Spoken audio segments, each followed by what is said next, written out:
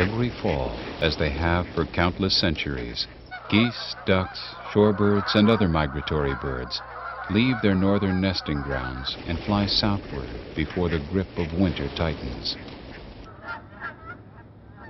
They migrate along well-defined ancient routes as surely as we follow a highway. One heavily used route, called the Atlantic Flyway, leads over the Chesapeake Bay, down the Delmarva Peninsula, to what is now known as Blackwater National Wildlife Refuge. Blackwater was established by Congress in 1933 as a refuge where these long-distance travelers could rest and feed in peace.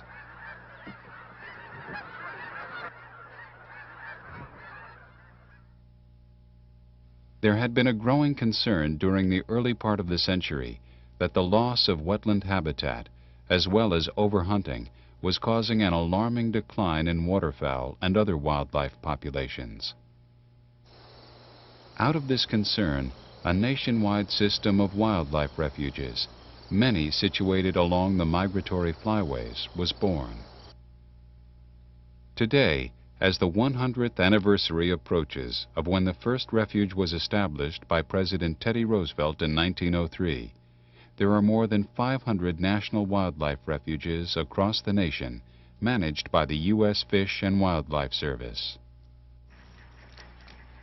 The mission of the National Wildlife Refuge System is to administer a national network of lands and waters for the conservation, management, and where appropriate, the restoration of the fish, wildlife, and plant resources and their habitats within the United States for the benefit of present and future generations of Americans.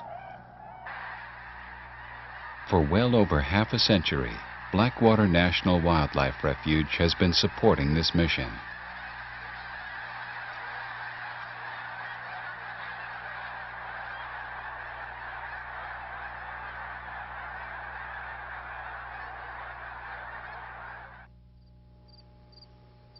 The tidal marshes along the Blackwater River have always been a haven for ducks. When Blackwater came into being during the 1930s, ducks were the primary visitors to the refuge. There were few geese. All that changed when mechanical corn pickers came to the area during the early 1940s. While the dried corn was being stripped from the cob, enough was spilled on the ground to attract migrating geese to this high-energy food. Over the next few decades, the number of geese that no longer continued their migration to their traditional southern wintering ground steadily increased. By the 1960s, the number that stopped at Blackwater had grown to more than 100,000. They congregated on Blackwater because the refuge offered protection, and there was plenty of food in the surrounding marshlands and farm fields. Farming became an integral part of wildlife management on Blackwater. Clover and buckwheat are planted for protein, which the birds need for muscle building and feather replacement.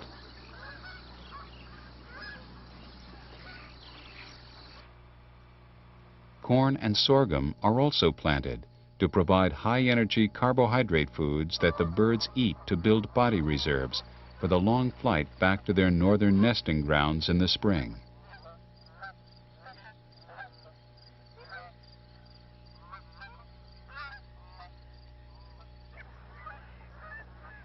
The freshwater impoundments are a haven for the tens of thousands of ducks that pass through Blackwater on their migrations. Several species of ducks, known as dabblers, feed on vegetation and small invertebrates that live on the bottom of these freshwater impoundments. To provide food for dabbling ducks and other water birds, the refuge uses a method called moist soil management to encourage the growth of nutritious plants in the impoundments.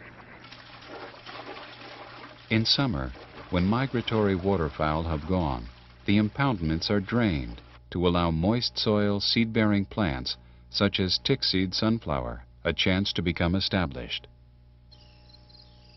When plants with little wildlife value, such as cocklebur, begin to crowd out the sunflowers and other beneficial plants, the impoundments can be flooded to kill unwanted plants.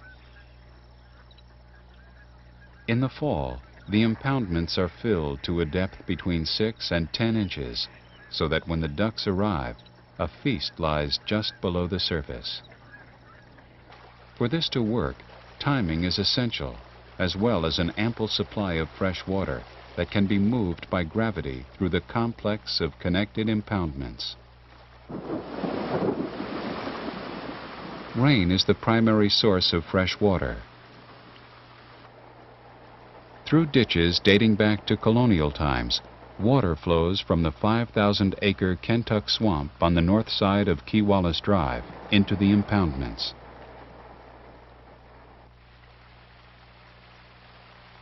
During a drought emergency, water can be pumped from a series of wells to keep the system operating.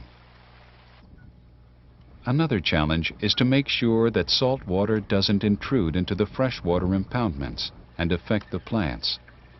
Salinity levels are therefore closely monitored. Several impoundments can be seen on the north side of Wildlife Drive. Many more are located on other parts of the refuge, and additional impoundments are being constructed each year. These man-made, intensively managed impoundments make it possible for the refuge to provide food and protection for many thousands of waterfowl, wading birds, songbirds, shorebirds, and other wildlife.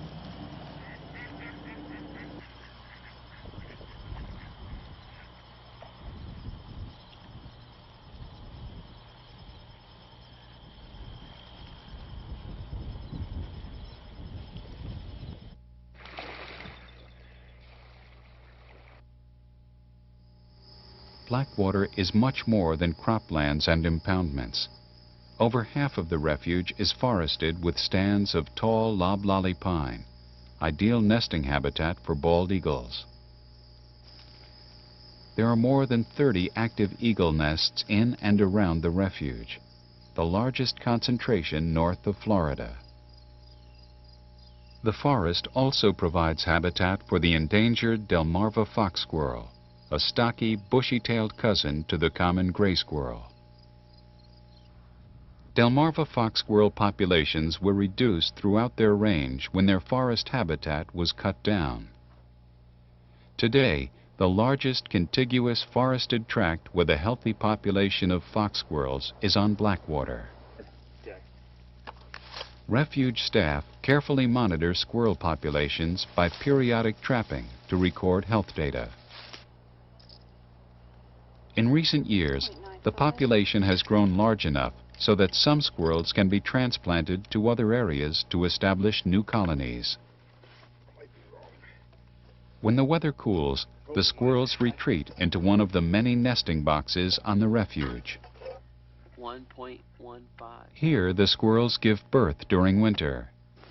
For refuge biologists, this is an ideal time to record nesting success and track population trends. 3099. Winter is also an ideal time to capture and band Canada geese.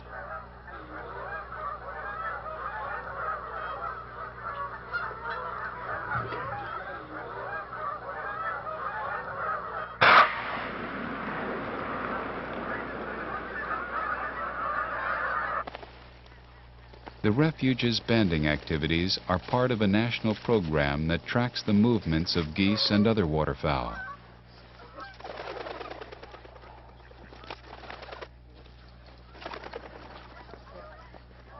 During banding, the sex and age of the birds are recorded.